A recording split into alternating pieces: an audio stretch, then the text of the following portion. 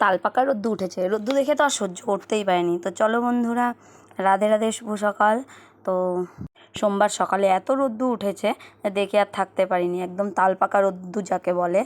আর জামা কাপড় শুকোনোর মতো রোদ্দু, যেগুলো আর কি ভিতরে জামা কাপড় থাকে। বাইরের জামা কাপড় হালকা হালকা বৃষ্টি, হালকা হালকা রোদ্দুতে তো শুকিয়ে গেছে, কিন্তু তালপাকা গরমে তো ভেতরের জামা কাপড় সব রোদে দেয়। তো দেখো আমিও তাই দিয়েছি। আর আমি একটা এমন ব্লগার যে আমি ভুলেই যাই মাঝে মাঝে যে আমি ব্লগ ভিডিও করি। তো দেখো 12:30টার দিকে দুপুর আর কি জামা কাপড় দিয়েছিলাম রোদে। এত কড়া রোদ যে রাখা যাচ্ছে না, আবার নিয়ে এসেছি। বেশিরভাগটাই ওর বাবার জামা কাপড় আর আমাদের বিয়ের কিছু শাড়ি, ওর পাঞ্জাবি টাঞ্জাবি যেগুলো ছিল সেগুলোই রোদে দিয়েছি। আর এদিকে দেখো আমার ঘরের অবস্থা তো দেখতেই পাচ্ছ, এগুলো সব পরে সারবো। আর এদিকে আমি রান্নাও বসিয়েছি এই ভর দুপুরবেলা। এদিকে বাঁধাকপি ঘন্ট হচ্ছে, এদিকে সোয়াবিনের তরকারি করব। আর ভাত তো আগেই নামিয়ে রেখেছি। আর চলো তোমাদের সাথে দেখায় যে কেমন রোদ্দুটা উঠেছে। এদিকে দেখো, এই যে ছেলে মেয়েকে ও কিছু জামা কাপড় দিয়েছে নতুন পুজোতে পরার জন্য, সেগুলোও ধুয়ে দিয়েছি। আর এদিকে দেখো, আর ওর বাবার জামা কাপড় আর আমাদের বিয়ের শাড়ি টাড়ি ওগুলো হয়ে গেলে পরে মেয়ের জামা কাপড়, ছেলের জামা কাপড় সব রোদে দিয়েছি। ছেলের মাত্র কয়েকটাই, কিন্তু মেয়ের জামা কাপড়ের একদম প্রচুর এক পাশ আর কি ভরে থাকে আমার গডরেজে। তো দেখো মেয়ের জামা কাপড় রোদে দিয়েছি। আর এইদিকে দেখো কি কাঠ ফাটা গরম, কি রোদ্দু, তার মধ্যে একবার এই বাড়ি দৌড়াচ্ছে, একবার এই বাড়ি দৌড়াচ্ছে, একবার ওই বাড়ি দৌড়াচ্ছে, একবার এই বাড়ি দৌড়াচ্ছি। এই করে করে জামা কাপড় রোদে দিয়ে সব ভালো করে নেড়ে চেড়ে শুকিয়ে নিয়েছি। শুকিয়ে মানে কি, গরম করে আর কি, ভাদ্র মাসের রোদের যে গরমটা।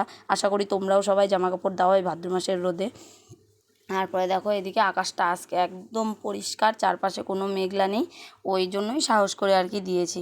পরে আর কি সমস্ত কিছু গুছিয়ে গাটিয়ে নিয়েছি। তারপরে চলো দেখো যে আমার রোদে দৌড়িয়ে কি অবস্থা হয়ে গেছে। এদিকে দেখো রাস্তাটাও একদম পরিষ্কার ঝকঝক করছে রোদের আলোতে।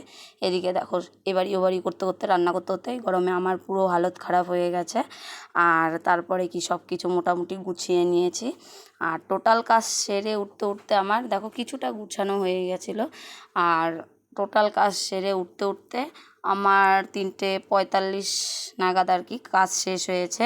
তারপরে ভাত ঠাত খেয়ে 4টা, 4:30টার মধ্যে আমি বিছানায় গিয়েছি। বিছানায় গিয়ে আমি আর উঠতে পারিনি, এতটা শরীর খারাপ। কারণ আমরা বলি যে এত কাজ করি, এত কাজ করি। সত্যি কথা বলতে আমাদের বাড়িঘর পরিষ্কার করে, কিছু জামা কাপড় কেচে, বাচ্চা নিয়ে রান্নাবান্না করে এতটুকুই কাজ। তার মধ্যে এক্সট্রা কাজ করতে হলে তো আমাদের শরীরের অবস্থা কী হতে পারে বলো। তো দেখো এখানে সব থাক থাক করে গুছিয়ে রেখেছি। আর তারপরে দেখো ঘরটা পরিষ্কার করে নিয়েছি। তো চলো বন্ধুরা, আজ এই পর্যন্তই। দেখা হবে পরের কোনো ভিডিও নিয়ে। ততক্ষণ অবধি তোমরা ভালো থেকো, সুস্থ থেকো, টাটা, রাধে রাধে। আর আমার মেয়ে আমাকে এমন কিছু কথা বলেছে যেটা তোমাদের সাথে পরের ভিডিওতে শেয়ার করব। তো যদি ভালো লেগে থাকে অবশ্যই লাইক কমেন্ট শেয়ার করবে। আর নতুন হয়ে থাকলে চ্যানেলটিকে সাবস্ক্রাইব করবে। টাটা।